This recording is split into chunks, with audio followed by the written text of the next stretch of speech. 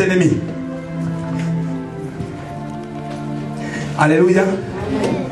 Qui a les ennemis? Hein?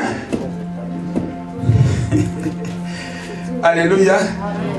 Est-ce que toi tu as les ennemis? Oui. Oui.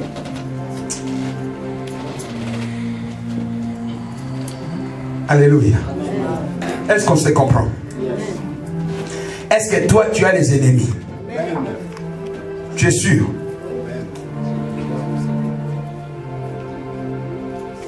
Qui peut me lire ces versets avant de voir?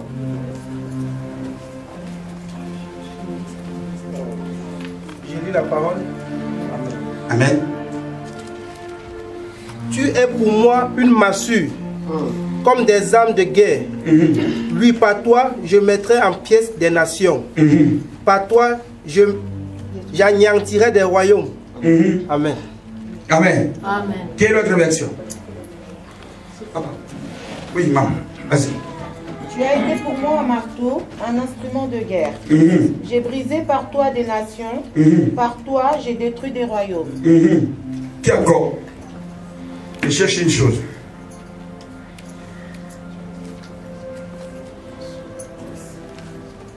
Oui. Jésus, au nom de Jésus. Amen. Tu as été pour moi un marteau, des armes de guerre. J'ai maltéré par toi des nations. J'ai détruit par toi des royaumes. J'ai détruit par toi des royaumes. Alléluia. Amen. Donc ça veut dire que tu es utile entre les mains du Seigneur. Amen. Courbez la tête. Seigneur, parle. Nous voulons t'écouter. Tu as envoyé ta parole et elle guérit. Nous sommes là pour toi, Seigneur. Nous sommes là parce que nous avons dit trop c'est trop. Nous voulons monter, Seigneur. Fais-nous monter, Jésus. Assez, c'est assez. Fais-nous grimper, Seigneur. Nous avons besoin de toi, Seigneur. Viens, parle. Dispose le cœur de ton peuple. Écarte-moi sur cette chair. Prends toute la place, Seigneur. Parle. Permets que moi, je m'efface, que je diminue, que je disparais.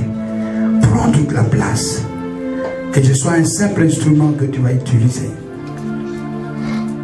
Communique-moi ta pensée et la révélation de ta parole. Que nul ne sort comme il est venu. Laisse que la parole aille séparer âme et esprit.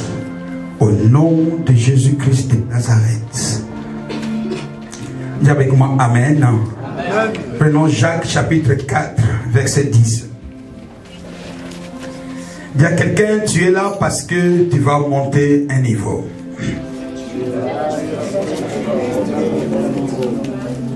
Alléluia.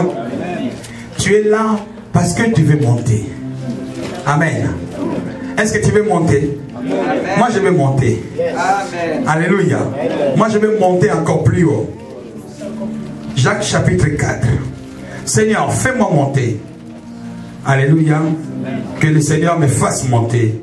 Que Dieu te fasse monter. Jacques chapitre 4 verset 10 nous dit ceci.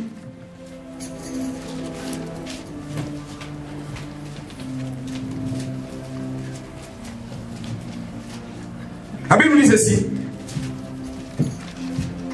Humiliez-vous donc devant les seigneurs. Il vous élèvera.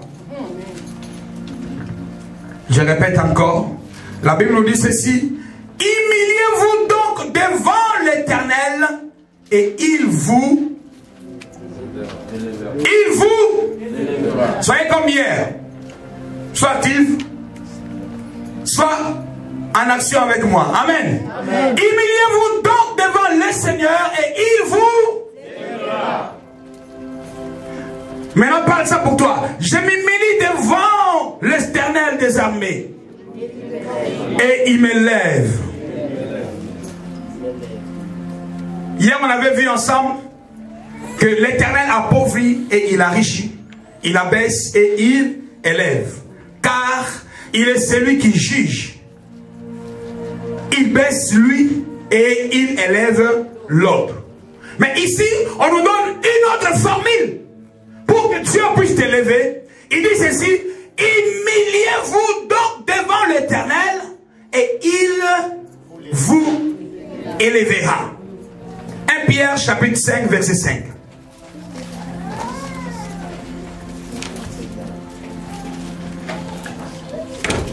1 Pierre chapitre 5 verset 5 nous dit ceci: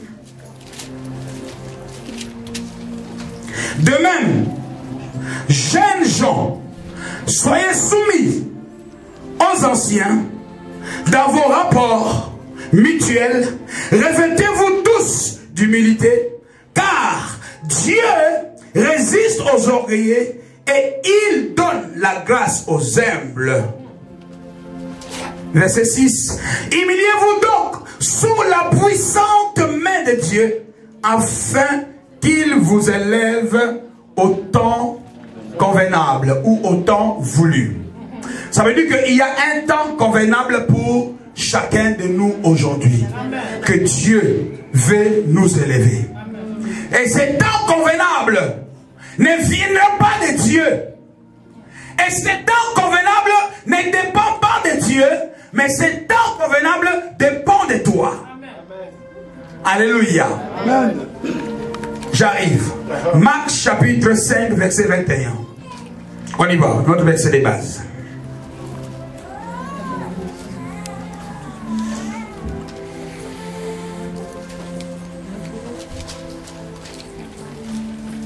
Gloire à Dieu. Lisons la parole et partons. Je prends 30 minutes. Après je m'arrête. La Bible nous dit ceci. Marc chapitre 5 verset 21 jusqu'à 36. Gardez ces deux versets que je vous ai donnés. Jacques chapitre 4 verset combien? 10. Voilà. Et 1 Pierre chapitre verset. Gardez ça. Gardez ça comme un support. Et partons. Marc chapitre 5, le verset 21 à verset 36.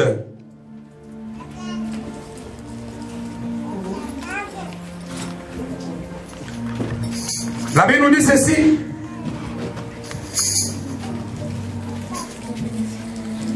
Jésus regagnant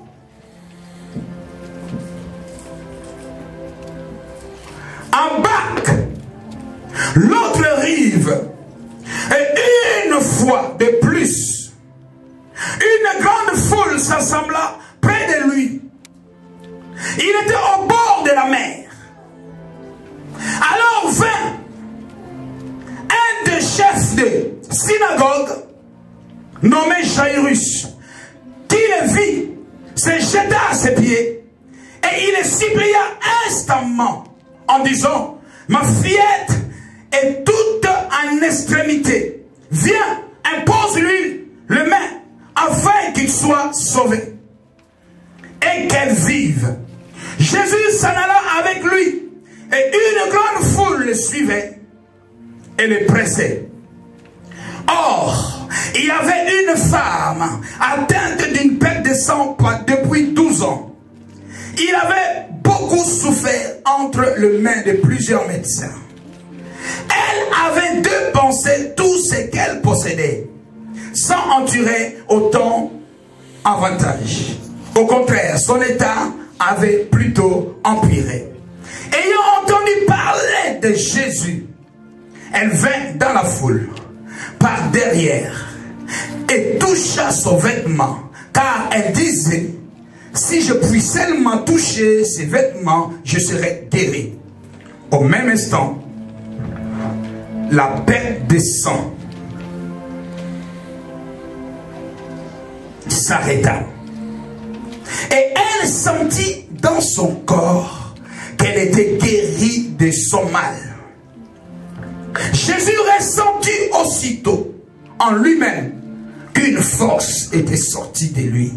Il se retourna au milieu de la foule et dit: qui m'a touché? Ses disciples lui disent, tu vois la foule qui te presse et tu dis, qui m'a touché? Dis avec moi, trop c'est trop. Seigneur, je vais voir ta gloire. Dis trop c'est trop. Seigneur, fais-moi monter. Dis trop c'est trop. Seigneur, fais-moi prospérer. La Bible nous dit ceci. Jésus montant, regagnant l'autre rive. Et sur son chemin, il rencontra un homme, le chef des synagogues, Jairus. Cet homme le rencontre et lui dit, Seigneur, ma fille est grièvement malade, à la mort, viens, impose-la la main et elle va vivre. La Bible dit, Jésus s'en alla avec lui. Et une grande foule le suivait et le pressait. Mais la Bible nous dit, oh, il y avait une femme atteinte de bête de sang pendant 12 ans.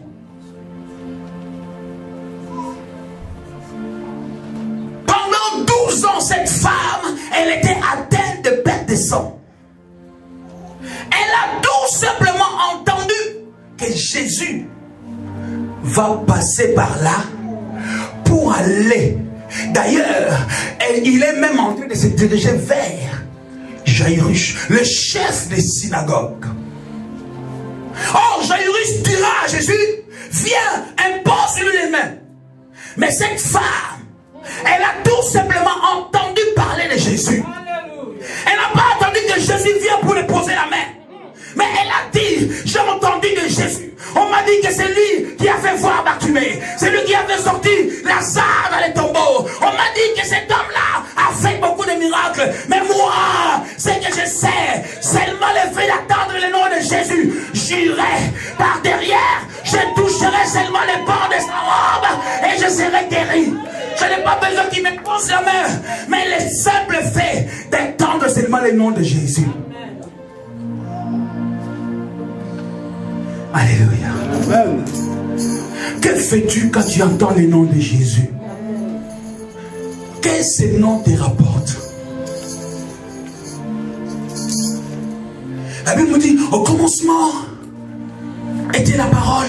La parole était avec Dieu et la parole est Dieu. Il est la parole. Et la parole faite chair. Quand tu attends la parole de Dieu, tu attends Jésus. Non seulement tu l'attends, tu es en train de le voir par les Écritures qui se lisent. Alléluia. Amen.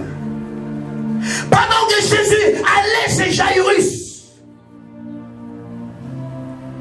avec cette grande foule, il avait une mission. Il avait une pensée d'arriver chez cet homme et d'imposer sa main sur sa fille. Parce qu'il a pris la direction de sa maison. Or, cette femme a changé la mission de Jésus. Tu es là ce soir. Tu peux changer la mission de Jésus. Tu es là ce soir. Quelle que soit ta condition, tu peux changer la mission de Jésus. Quel que soit ton état, tu peux changer la mission de Jésus. Laisse-moi te dire, cette femme était impure. Cette femme n'était pas sainte, mais elle était impure. Mais dans sa pureté, elle a changé la mission de Jésus. Merci Seigneur. Sur la route, pendant qu'il est en train de marcher, avec la foule qui l'a pressé, cette femme a dit, j'irai par derrière, je vais prendre le risque. Elle a regardé tout ce qu'elle a dépensé. Elle a dépensé beaucoup d'argent par plusieurs médecins. Il n'y a pas eu la solution. Laisse-moi te dire, la solution ne viendra pas des quatre coins, mais la solution est à la montagne de Golgotha. Là où il a dit tout est accompli. Ça veut dire que la guérison que tu cherches est déjà accomplie. Les maris que que tu cherches est déjà accompli. Les amours que tu veux sont déjà accomplis. Le travail que tu veux est déjà accompli. Tout est accompli.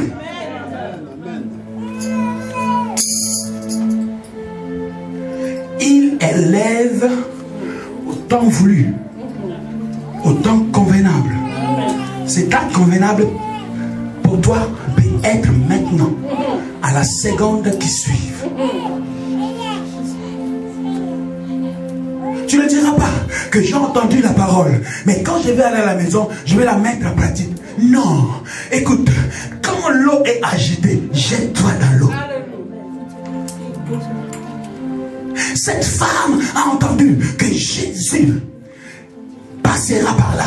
Elle est en train de se diriger vers Jairus.